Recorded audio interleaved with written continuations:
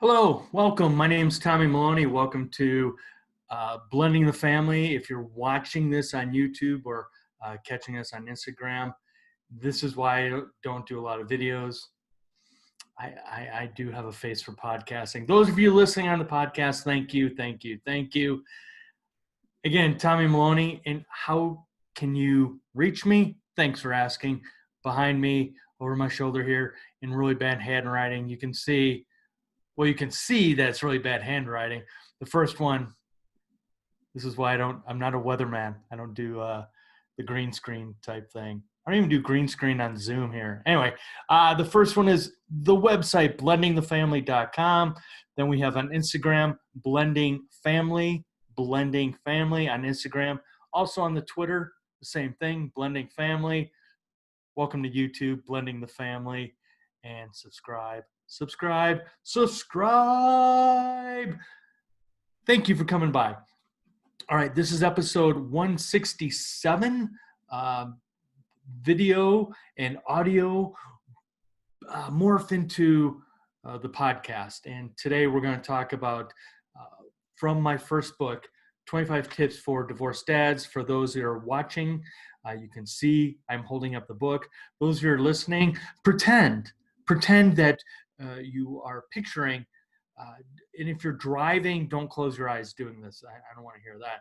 Anyway, 25 Tips for Divorced Dads. That was my first book. I do also want to mention we do have a kids coloring book called 10 Tips on How to Survive Your Parents' Divorce. This young man is a senior in high school. This young lady is now a freshman in college.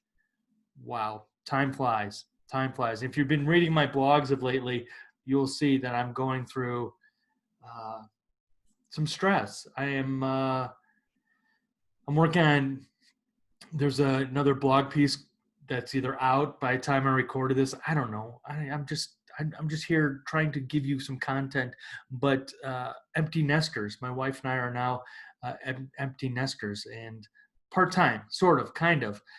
Read the blog, because that's on the website, blendingthefamily.com. Again, for those who are watching, I am not a weatherman. All right. There's the logo. All right. Over my other shoulder.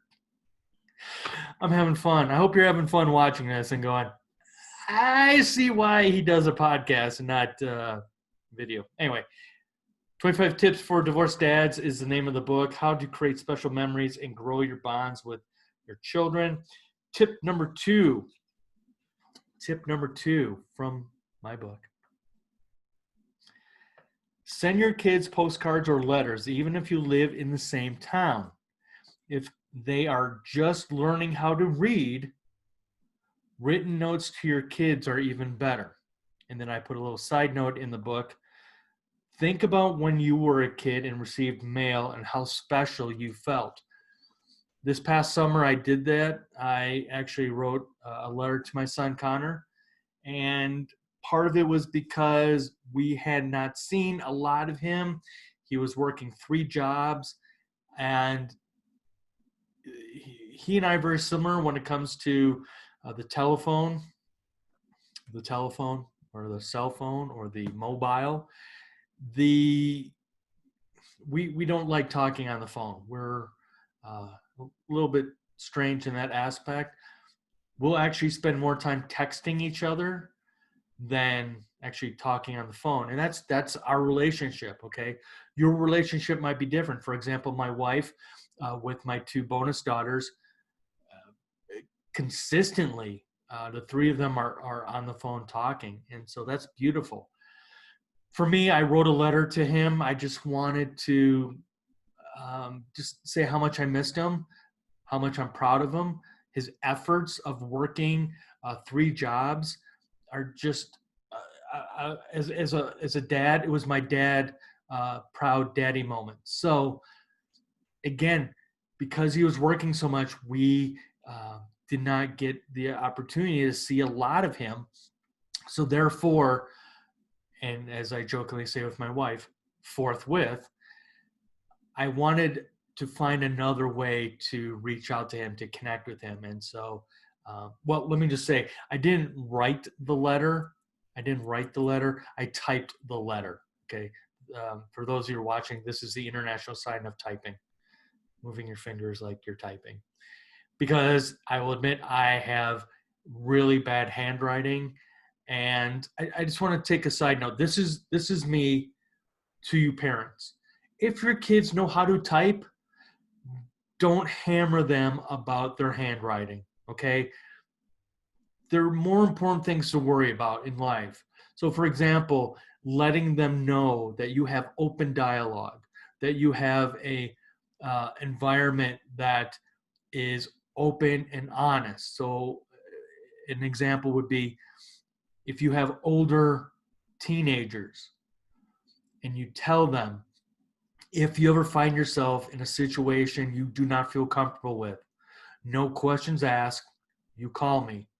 You call me, and I will be there to pick you up, no matter what time, no matter where it is. Okay? That's part of parenting, is having the trust with our kids and having, again, open and honest dialogue. So back to the letter, I really wanted to just have a heartfelt conversation with the way I can, and that is through a letter. And actually, I wrote my grandmother a letter too. I was like, I love my grandmother, and she taught me, and I'm trying to do better at this. I'm trying to write more letters. Again, using the international sign of typing. I prefer typing letters because, again, the handwriting is horrible. Horrible. Anyway, so there you go. So from the I'm not editing that out. From the book, 25 Tips for Divorced Dads, that is tip number 2. And let's repeat what tip number 2 is. Thanks for asking. Send your kids postcards or letters, even if you live in the same town. If they're just learning how to read, written notes to your kids are even better. When my son Connor was first learning how to read, I did that. And that's where this idea came from. I would, on Sundays, this one company I worked for, on Sundays, I flew from Denver International Airport to LaGuardia Airport. And the first thing I would do after I got off the plane was book to the gift shop and buy 5 postcards. And I already had stamps. So throughout the week, I would be mailing him postcards, and he still has those postcards.